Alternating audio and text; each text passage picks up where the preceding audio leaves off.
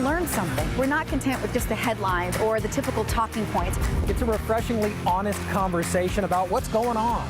It's about connecting our community and doing something to really make a difference. We're taking today's stories and bringing positivity back.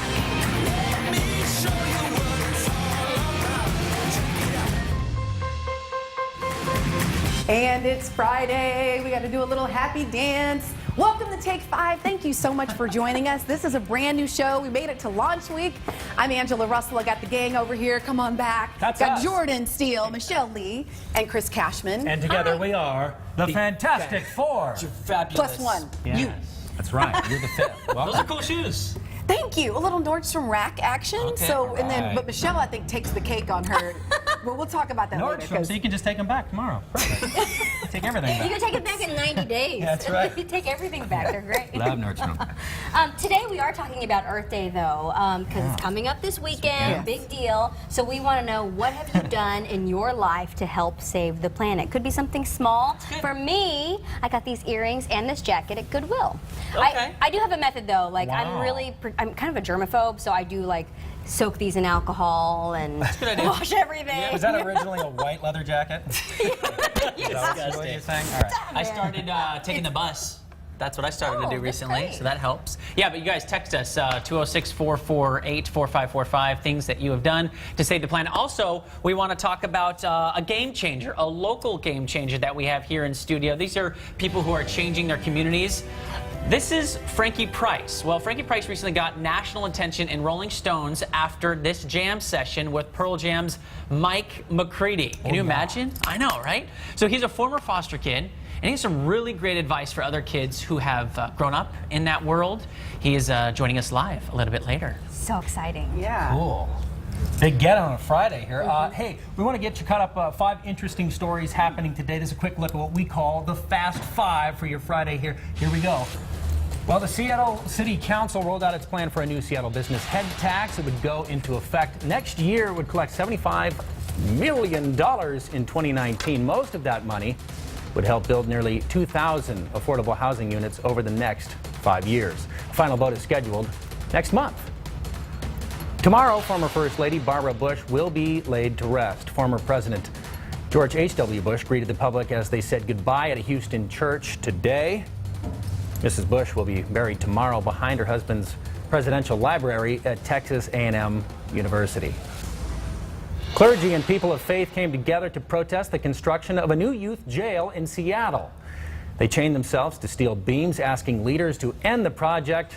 The jail is scheduled to open in 2020. And Seattle's Up House, have you seen that? It's still standing proud in Ballard. Edith Macefield's house drew parallels to the Disney Pixar movie Up when she refused to sell to developers years ago. Remember that story? Look at that. There were rumors that the house was going to be demolished today. Good news, the real estate developers said they are not tearing down the beloved home. Yay! And a special member of the Washington State Patrol is recovering after a mysterious illness put him in the hospital. That's him, Sony, a Washington State Patrol canine. He works at the ferry dock sniffing for bombs there. Apparently sniffed something that did not agree with him. He's been very sick, had 2 surgeries. Today, he's doing rehab and should be back on the job in 2 weeks. Good news there. You want more info on any of those stories, you can just text the word FAST for more information on any of those stories. 206-448-4545. Just put FAST in there and we'll kick you back those stories. Yeah. Cool. I always hate it when you see the dogs I know. shaved. My dog got shaved like 6 months ago, and her hair still hasn't grown back. Yeah. Was here? I forget here. Oh, she had an ultrasound, so she has like kind of like celiac disease for dogs. Anyway, we just found that out because we thought she had cancer. So I'm glad she's okay. Yeah. It looks like we have some zipper dancers now. let's go ahead. Weighing in on the topic. Yes, here we go. How are you saving the planet? That's what we wanted to know. Look at this. Several trees they planted on their property, lots of homes, birds, EcoBoost Dodge Durango GT. Oh, they bought the commercials. Help change the planet. They put a little extra cash in their pocket there. Shorter showers. That's a good one. That's actually a pretty relevant tip, especially this time of year. Carpool to work, stop eating meat, recycle. All good stuff coming in great. here. If you want to weigh in, 206-448-4545. We're looking ahead to Earth Day this weekend. How are you helping save the world? Sometimes those teeny tiny changes, right? I would love to carpool to work if someone wants to give me a ride. Just Especially saying. if you got a great car. No kidding. Yeah. Really a luxury sedan, lots of leg room. Yeah. I have a Honda, so just saying. I love right. my Honda. The big story today, though, kids protesting gun violence on the 19th anniversary of Columbine. You probably saw this today all over our area. They walked out of class. For Highline High School, the walkout held special meaning the city of Burien has gone through a lot of violence in the city recently. We've reported on that. This week, just a 13-year-old was robbed at gunpoint walking home from school. And less than a month ago, 2 teens were killed in a gang-related shooting. Students held their names on signs and others who have been lost to gun violence in their community. There were 2 girls who were really young, and Elizabeth still had her life ahead of her, and she got taken away too early from all of us. And we don't want this to continue, so this has to stop. My mother doesn't even let me go out past 6 unless I have like a person with me, and usually that person has to be a man because, you know, they're stronger or something. I couldn't even go to the town hall meeting at the library without having somebody come with me to make sure I got there safely. Well, it's good to see at least kids taking action. I shouldn't say Absolutely. kids, young people. Young people. That's right. Yeah.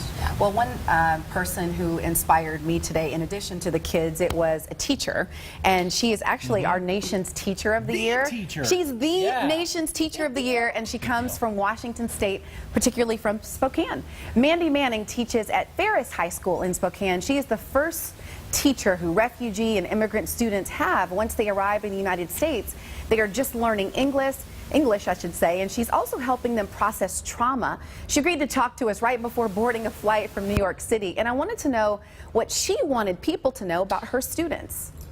One thing that unites them, aside from the language proficiency, is that they all desire to be productive members of our community.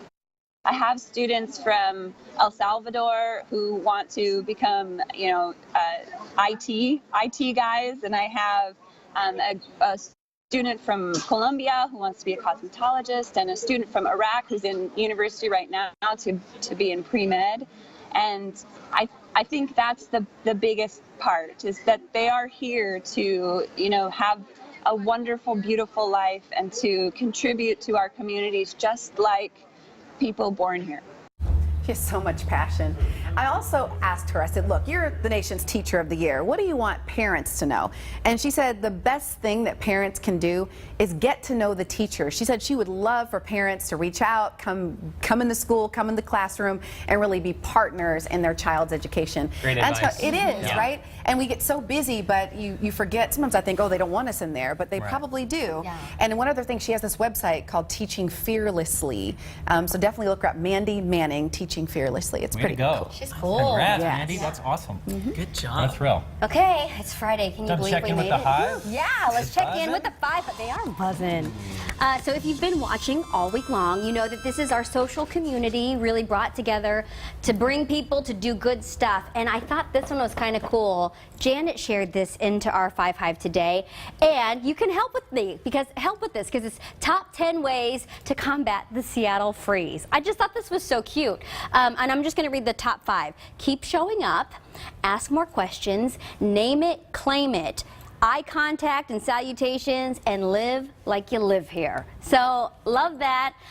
It's posted in the 5 Hive. If you want to find us, it's very easy to. You can actually just text Hive to 448-4545, or you can search for Take 5 on Facebook. And right now, we've been saying, it's been a closed group just so that we can get to know each other. But so far, we love it. Like 1,200 people have actually signed up for this. So that's amazing. Thank you very much. Keep them coming. But how do you guys combat the Seattle freeze, or how did you? I got a good tip. Just say good morning.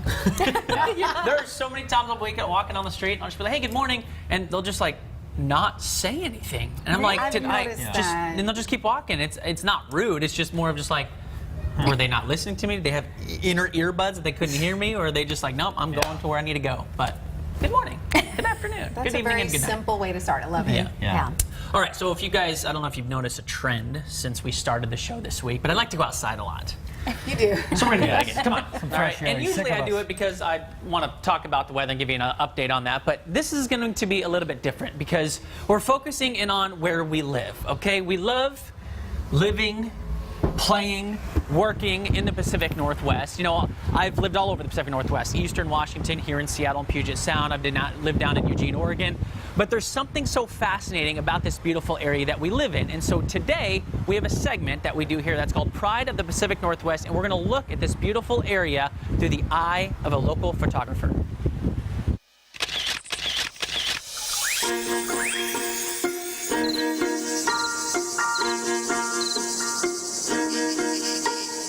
You know, there are times when it's hard to believe that what I'm doing is my profession, is my career, is what I love to do. It doesn't feel like work. And I had to remind myself that not only is life good, it can be stressful at times, no doubt, but sometimes you just got to stop and remind yourself that, wow, what I'm doing is really fun.